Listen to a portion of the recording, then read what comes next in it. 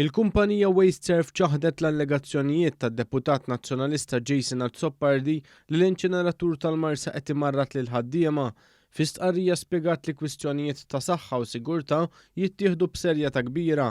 Il-kumpanija qalet li għal kontrarju ta' dak li qed jingħad kien biss impjegat wieħed li f'Settembru ħassu ma jiflaħx waqt jum tax-xogħol u ttieħed f'ċentru tas-saħħa l-osservazzjoni.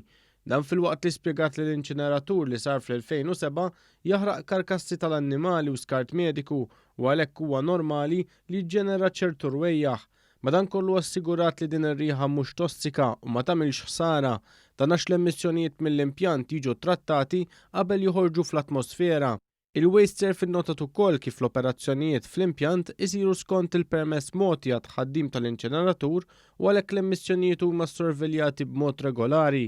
Dwar l-allegazzjonijiet tantina fl-impjant ta' Sant'Antnin, il-kumpanija WasteServ qalet li qed tinvesti f'makkinarju apposta biex it-trattament tal-Borża l-Bajda jsir aħjar u b'mod aktar maġġel u bekk titnaqqas ukoll ir-riħa li dan jiġġenera.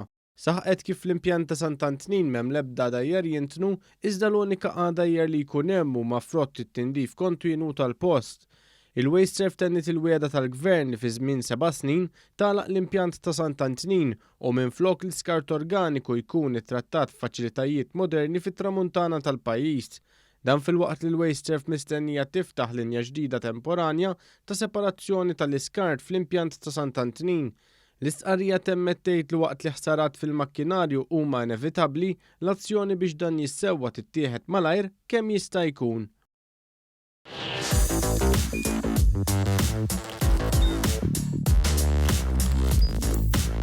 Idħol fuq one.com.mt u hemmhekk tista' tara l-programmi kollha li jxandru fuq One permezz ta' OnePlay.